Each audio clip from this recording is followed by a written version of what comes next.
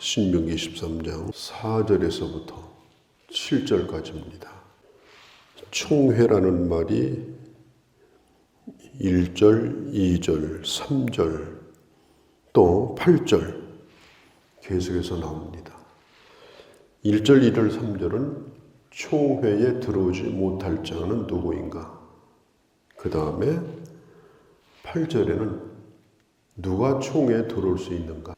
이 총회는 이스라엘 백성들의 공동체, 구원받은 하나님의 백성들의 공동체, 주님을 예배하는 예배 공동체, 이게 바로 총회인 것입니다. 총회는 곧 예배 공동체다. 그러니까 내가 총회에 들어와 있다는 사실은 오늘 내가 예배자로 들어와 있는 것이다. 주님 앞에 나올 때 반드시 필요한 것이 있는데 그게 뭐냐? 하나님 앞에 드려야 할 제물이 필요합니다. 그러면 그 제물 가운데 가장 중요한 게 뭐냐? 바로 나 자신입니다. 나 자신. 예배에 있어서 가장 중요한 제물은 우리 자신이에요. 그 다음에 하나님 앞에 드리는 제물입니다. 그래서 오늘 이 성경은 우리가 하나님 앞에 나올 때 자기 자신을 돌아보는 자가 되라.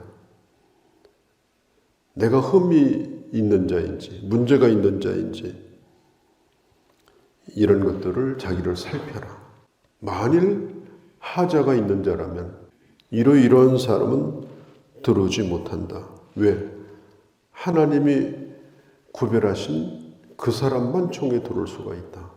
로마서 12장 1절에 보면 너희는 너희 자신을 하나님이 받으신 거룩한 산제사로 드리라. 하나님 앞에 드려야 될 산제사의 제물이 뭐냐? 바로 우리 자신이 산제사예요. 내 자신이 산 제물이에요. 우리가 하나님 앞에 산 제물이 되려고 하면 자기 자신을 날마다 새롭게 변화받는 사람이 되어야 합니다. 그리고 어떤 것이 하나님 뜻인가에 대해서 바른 분별력을 가지고 살아야 됩니다. 바른 분별력. 하나님의 뜻 앞에서 살아가는 그런 사람. 그리하여 그 삶이 구별된 사람. 그 사람이 바로 자기 자신을 산 제물로 드리는 자다. 그러니까 예배를 드린다는 것하고 생활한다는 것은 연결되어 있는 거예요. 떨어져 있는 게 아닙니다. 예배를 드리고 받은 은혜를 가지고 이 세상에 나가고 또 이 세상에서 살았던 내 모습을 그대로 가지고 와서 하나님 앞에 예배를 드리고, 그러니까 예배와 삶이라고 하는 건 두 가지가 아닙니다. 이건 하나로 묶여져 있는 것이고 이건 서로 연결되어 있는 거예요. 예배가 삶으로 연결되지 않으면 오늘 이 예배는 그야말로 헛된 거예요. 또 삶이 없는 예배라고 하는 것은 그것도 또한 빈손을 가지고 헛된 예배를 드리는 거예요. 그래서 예배에 있어서 우리 자신을 하나님 앞에 드리는 이 예배, 이게 가장 중요한 것이다. 흠이 없어야 된다. 오늘 여기 보면 총에 들어오지 못할 자는 이러이러한 자다. 이렇게 나오는데, 그러니까 그때 당시 가나안의 풍습 가운데 하나가 뭐냐면 자기 몸을 훼손시키는 거예요.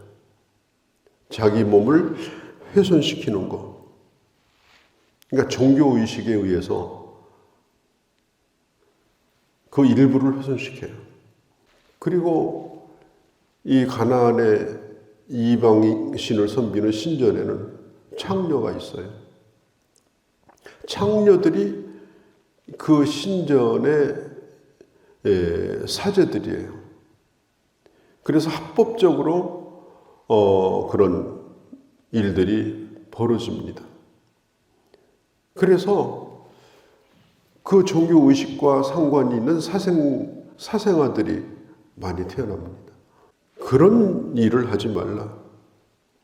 그런 일을 하지 말라. 그런 자들은 하나님의 총회에 들어올 수 없는 자들이다. 또 모압 사람들도 총회에 들어오지 못한다. 모압 암몬 사람들 3절이죠. 자, 이 모압 암몬이 누구냐? 아브라함의 조카가 롯이죠. 이 롯이 소돔 고모라에 살았습니다. 근데 소돔 고모라가 망할 때 그 가족들이 다 나오게 되는데 그 부인이 결국은 죽게 돼요. 소금 기둥이 됩니다.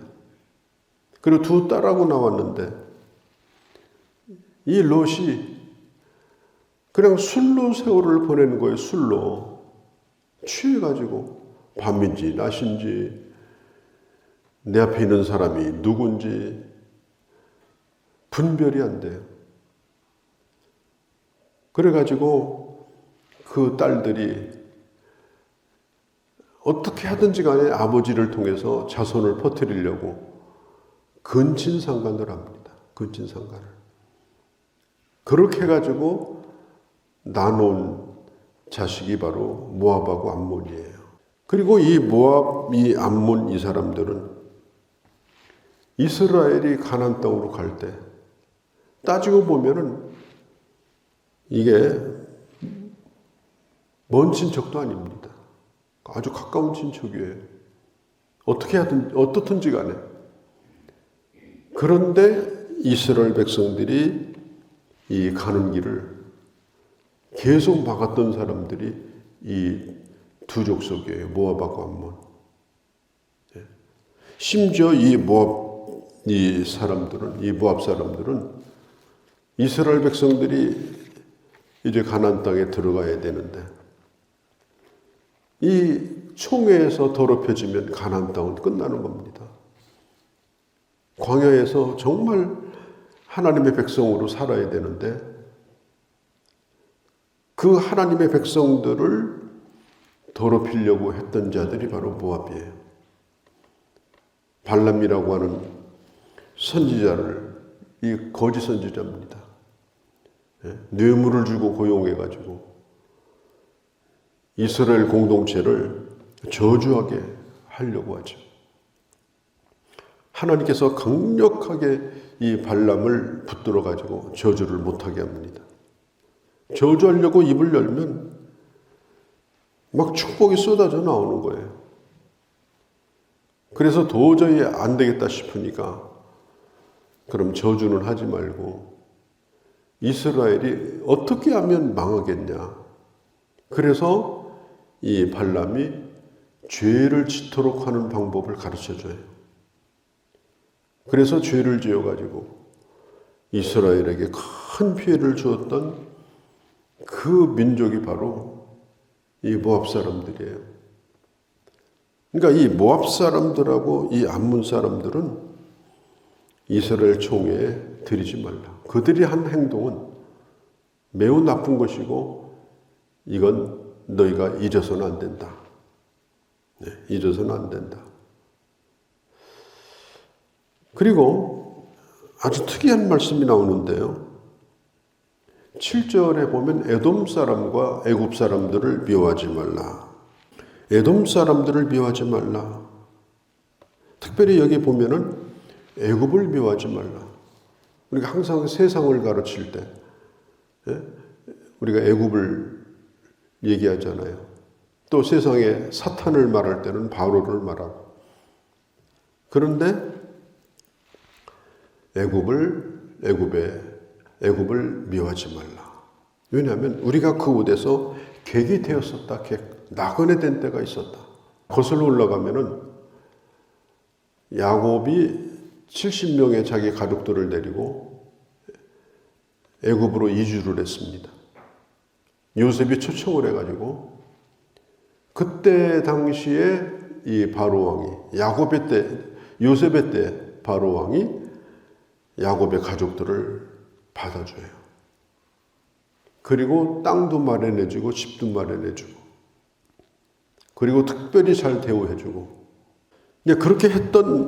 그렇게 나그네 되었을 때에 잠깐일지라도 너에게 극진하게 잘 해주었고, 또 결과적으로 볼 때 그렇게 해주었기 때문에 오늘 있지 않느냐. 오늘 있지 않느냐. 만일 가나안 땅에서 흉년 들어가지고 그 땅에서 다 굶어 죽었다면 어떻게 됐겠느냐. 받아준 사람이 있으니까, 용납해준 사람이 있으니까 그 은혜를 잃어버리지 말라. 우리는 이렇게 인간관계를 맺으면서 참 우리가 가지고 있는 약점이 있어요. 그게 뭐냐면은 오늘 나에게 못해주고 있다 이런 거예요. 왜 저 사람은 나에게 사람 대접을 안 해주나? 나를 왜 인정해주지 않나? 나를 왜 이렇게 대하나? 그러나 그 사람도 한때 나에게 잘해준 적이 있어요. 그 잘해준 것이 없다면 오늘 내가 있을 수가 없어요. 그런데 오늘 못해주는 것 때문에 과거에 잘해준 것도 다 덮어버리고 원수로만 대하는 그런 경우가 참 많아요. 그렇게 살아가면 이 세상에 가까이 할 사람이 어디가 있겠습니까? 우리가 한때 잘해준 것도 고맙게 생각하고 한때 내게 은혜를 베푼 것도 잃어버리지 않고 그런 마음이 필요합니다. 오늘 주님이 우리에게 하시는 말씀이 그런 거예요. 또 서로 은혜 받고 잘해주고 이렇게 할 때는 참 좋은 관계를 가지고 있다가 어떻게 하다 보니까 참 복잡해지고 어려워져요. 그러면 이미 받은 은혜도 다 잃어버리고 다 까먹고 전혀 안 그랬던 것처럼 피해자의 얼굴을 가지고 살아가는 것은 그건 성숙한 하나님의 사람의 모습이 아닙니다. 우리가 한때 받은 은혜라도 잊지 않고 또 한때 받은 그 돌봄도 잊지 않고 그리고 그를 원수와 같이 대하는 그런 일은 없도록 해라. 우리도 한때 나그네가 되지 않았느냐. 그때 나를 그가 받아주지 않았다면, 그가 나를 품어주지 않았다면 내가 영원히 나그네가 되지 않았겠는가. 이런 마음을 가지고 늘 감사와 고마움의 마음을 가지고 늘 그런 마음을 잊지 말라. 미워하지 말라. 오늘 그런 말씀이 바로 이 본문의 말씀입니다. 우리가 신앙생활을 이렇게 하다 보면 참 처음에는 어렵고 또 예의도 지키고 이렇게 하다가 또 허물이 좀 없어지면은 또 익숙해지면 이제 그때부터 이제 허물이 보이기 시작을 해요. 또 약점도 보이기 시작하고 그렇게 하게 되면 서로 예의도 안 지키고 또 서로 비난하고 비난해도 된다고 생각하고 그것은 아주 성숙하지 못한 그런 유치한 행동입니다. 우리가 처음에 존중했던 것처럼 우리가 그 사람을 하나님의 사람으로 대하는 하나님의 사람으로 존중하는 그런 태도. 그래서 주님은 심지어 애굽 사람도 미워하지 말라. 애굽 사람도 미워하지 말라. 그리고 오늘 9절에 보면은 이건 아주 사소한 것 같아요. 사소한 것. 지금 200만 명이나 되는 이스라엘 백성들이 시나이 반도라고 하는 그렇게 넓지 않은 곳에서 무려 40년 동안을 다니는데 사람들이 다니면 흔적이 있어요. 어디든지 뭐 캠핑장에도 그렇고 낚시터에도 그렇고 산에도 그렇고 먹고 배설하고 이런 흔적을 남겨요. 그래서 결국은 더럽혀져요. 만일 이 광야에서 이스라엘 백성들이 사막이니까 화장실이 어디 있습니까? 쓰레기장이 어디 있습니까? 이런 것들을 깨끗이 해라. 청결하게 해라. 청결하게 해라.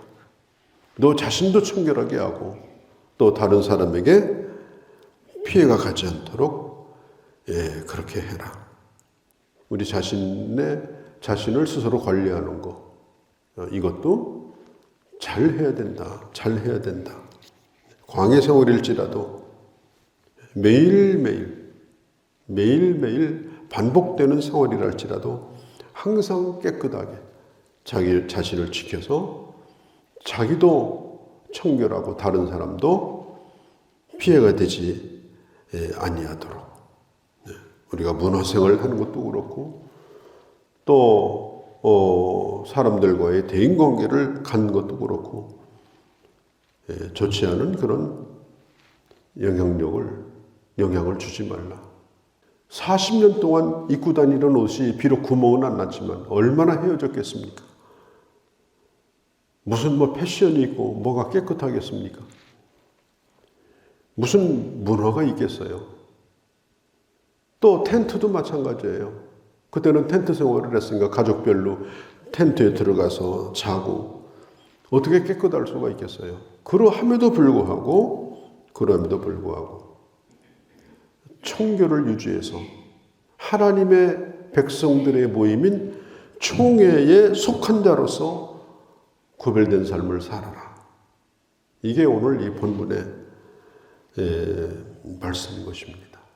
우리가 이러한 삶, 또 이러한 예배자로 주님 앞에 우리 자신을 드리는 그런 주의 사람들로 살아갈 수 있기를 바랍니다. 거룩하신 우리 아버지 하나님, 광야 생활은 참 누추하기 그지없고 초라하기 그지없고 그렇게 깨끗할 수 없는 생활이지만, 그러나 하나님의 총회이기에, 하나님의 백성의 모임이기에, 하나님을 예배하는 자들이기에 총회에 들어오기 합당한 자로, 나 자신을 청결케 하여 합당한 예물로, 그리고 내가 손에 들고 있는 제물도 깨끗하여 하나님이 받으시는 예배자로 살 뿐 아니라 예배 드린 자로서 또한 삶을 그렇게 살아가는 그런 저희가 되게 하여 주옵소서. 오늘 야로도 주께 의탁합니다. 우리 주 예수님의 이름으로 기도하옵나이다. 아멘. 하늘에 계신 우리 아버지, 아버지의 이름을 거룩하게 하시며 아버지의 나라가 오게 하시며 아버지의 뜻이 하늘에서와 같이 땅에서도 이루어지게 하소서. 오늘 우리에게 일용할 양식을 주시고 우리가 우리에게 잘못한 사람을 용서해 준 것 같이 우리 죄를 용서해 주시고 우리를 시험에 빠지지 않게 하시고 악에서 구하소서. 나라와 권능과 영광이 영원히 아버지의 것입니다. 아멘.